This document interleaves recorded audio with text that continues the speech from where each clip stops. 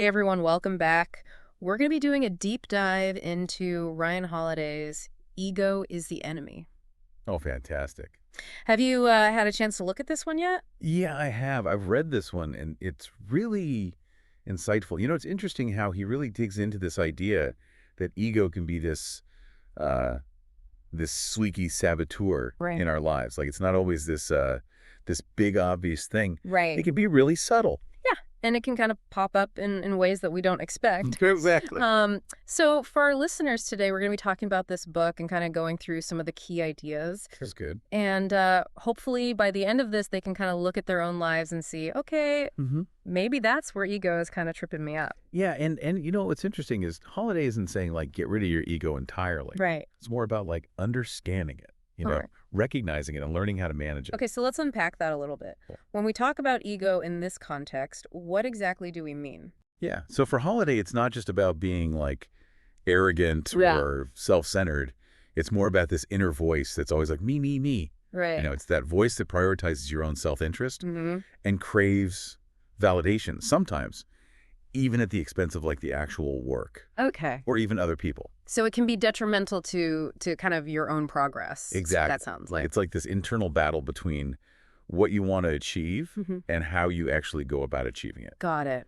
Okay, so to kind of dive into this a little bit more, one of the things that Holiday talks about is General George Marshall, Yes. right? And he uses him as an example A fascinating example. of someone who, Defied the ego trap. yeah, kind of really kept his ego in check. Absolutely. So for people who maybe aren't familiar with General Marshall, can you give us a little bit of background on who he was? Yeah, so General Marshall was a key figure in World War II. He was the Army Chief of Staff, so basically he was responsible for like building and directing the U.S. Army, during that time. And what's really remarkable about him is that he was surrounded by all of these ambitious generals, Right. these guys who were really driven by ego and power, and yet Marshall just stood out Interesting. because he was different. He consistently chose to put the mission, Mm-hmm. the greater good, ahead of his own personal gain. So how did that actually manifest in his actions? Like, how did he demonstrate this kind of lack of ego? Well, Holiday gives some pretty striking examples. For instance, Marshall actively discouraged promotions. Really? Yeah, he actually turned down a field marshal title, Oh, yeah. which is like a huge honor in the military. He even declined command at D-Day, He turned down D-Day. which is arguably the most coveted military position. I can't even imagine turning that down. I know, it's incredible, right? And his reasoning was really interesting. He didn't want to outrank his mentor, for one, Okay. and he felt he could be more valuable in his current role, coordinating the overall war effort. Mm-hmm.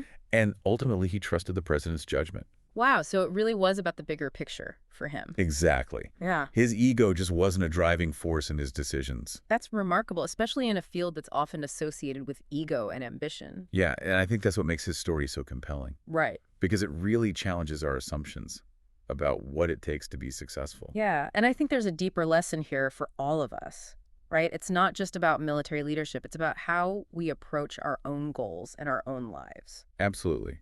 I think one of the key takeaways is this idea that clinging to ego can actually trap us in a cycle of needing external validation. Okay, so explain that a little bit. Sure. So we become so focused on getting the money, the titles, the recognition, Mm-hmm. that we lose sight of the actual work Right. and the real purpose behind our actions. It's like we're chasing the shiny object instead of focusing on the substance of what we're doing. And it ties back to Marshall beautifully. There's this great anecdote about him refusing to even look at his finished portrait. And when you think about it, that says so much about his priorities. Yeah, he wasn't concerned with his image or how history would perceive him. Exactly. His focus was elsewhere. It was about the mission. It was about serving something larger than himself. That's really powerful. It's almost like he understood that true fulfillment comes from the contribution itself, not from the accolades or the recognition. Exactly. And I think that's a really important question for all of us to ask ourselves. Mm-hmm. What are we prioritizing in our own lives? Are we caught up in this pursuit of external validation? Are we letting ego dictate our decisions, Mm-hmm. even at the expense of our values or the well-being of others? That's a tough question to grapple with, for sure. Yeah. But I think it's one that we all need to be asking ourselves if we truly want to achieve lasting success and fulfillment. Absolutely. Yeah, it's so easy to get caught up in that, especially today. Oh, absolutely. With social media, it's like Yeah. constant validation. It's like this echo chamber of ego, right? Yeah, and it's so easy to compare ourselves to others. Oh, yeah. And, It's a trap. yeah, yeah. Comparison is the thief of joy, as they say. Mm. It's a never-ending cycle that just fuels our ego, and it distracts us from what truly matters. So how do we break free from that cycle? Because Right. I think It's tough. it's human nature to want that recognition, to want that validation. Yeah, it's not about, like, denying our ambition or our desire for success. Right. It's more about shifting our focus. Okay. It's about moving away from that what's in it for me mentality to how can I contribute to something bigger than myself. So it's not about being selfless to the point of Right. martyrdom or anything, but it's about Oh. recognizing that there's something Yeah, larger that we can be a part of. exactly. It's about aligning our ambition with a purpose that kind of transcends our own ego. Hmm. And, General Marshall's is a perfect example of that. Like, Right. despite his aversion to self-promotion, he's considered one of the most influential figures. Of the 20th century? Yeah, like his impact on the world is undeniable, even though he never sought out the spotlight. It's interesting because you would think that someone who achieves that level of success Right. must have had a huge ego, but it seems like he almost did the opposite. Yeah, it's almost like a paradox. Yeah. You achieve true greatness not by chasing it for yourself, but by focusing on the bigger picture. But I think a lot of our listeners are probably wondering, okay, that's great for General Marshall, Mm-hmm. but I'm not a general, I'm not leading armies. Right. How does this apply to me? Well, think about it this way. Marshall wasn't some superhuman who was just devoid of ego. Right. He had the same desires and ambitions as anyone else, but he was able to kind of temper them Okay. with humility and selflessness. So you're saying we all have that capacity within us. Yeah, absolutely. It's not about erasing our ego Yeah, completely, but about learning to manage it. exactly. It's about recognizing that ego is a part of us, Right. but it doesn't have to control us. It's funny you say that because I remember this quote from Cheryl Strayed. Oh, yeah. She said, "You're becoming who you are going to be, so you might as well not be an asshole." That's great. I love that. And I think it's so relevant here because Yeah. it's like success can amplify our worst qualities. Right. But we have the power to choose a different path, Absolutely. to be more self-aware and make conscious choices about how we want to show up in the world. Yeah, and I think so much of it comes down to awareness. Right. Recognizing when our ego is driving our decisions, Mm-hmm. when we're prioritizing our own self-interest over the collective good. So how can we practically cultivate that kind of mindset?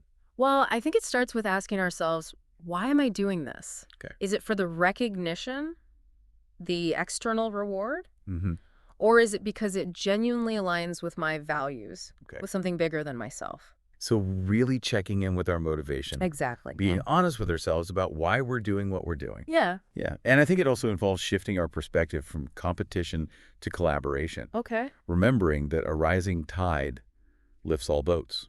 Mm-hmm. We can celebrate the success of others without feeling threatened. Right. We can focus on our own journey, our own progress, Mm-hmm. and let go of that need to constantly compare ourselves. So it's about choosing to be a part of something bigger, Yeah, something that transcends our individual ego. exactly. And in doing so, I think we not only achieve greater success, but we also create a more positive and fulfilling life for ourselves and those around us. Yeah. It really is about channeling our energy towards something that has meaning and purpose. Yeah, finding that sweet spot between personal fulfillment and, making a positive impact on the world. So how can our listeners start putting all this into practice in their own lives? Well, I think, you've probably encountered this disease of me firsthand. Right. Whether it was on a team project or Right. somebody's ego kind of got in the way. Yeah, or even a personal relationship where maybe Yeah. somebody's need for validation created conflict. Absolutely. Or even, maybe you're seeing it in yourself Mm-hmm. and how you approach your work or your goals. It's tough to admit it, but I Yeah. think we've all... We all have those moments, right? Yeah, absolutely. Where ego kind of creeps in. So what's one concrete step Yeah. that our listeners can take today to start putting this into practice? Okay, so I have a little challenge for you. Okay. Think of a situation in your life right now where you might be letting ego drive your decisions. Mm, Could be at work, in a relationship, right. even just your personal goals. Got it. Okay, now imagine approaching that situation from a place of humility and service. Okay. Ask yourself, what would General Marshall do? Interesting. how could you maybe just shift your perspective even slightly, and how would that change the outcome? So it's almost like viewing that situation through a different lens. Exactly. Instead of asking, what's in it for me, ask, how can I contribute? Yeah, and I think you'll be amazed at how just that subtle shift in perspective can create these positive ripple effects, not just in your own life, but in the lives of those around you. So it really comes down to this conquering the disease of me isn't about becoming someone else. Right. It's about becoming the best version of ourselves. Yeah, and in doing so, we not only achieve greater success, but we also create a more fulfilling life for ourselves and for everyone around us. Well, thank you so much for joining us on this deep dive into Ego is the Enemy. It's been a pleasure. Hopefully you found it insightful and, more importantly, actionable. And until next time, keep that ego in check. Yeah. Keep learning and keep exploring.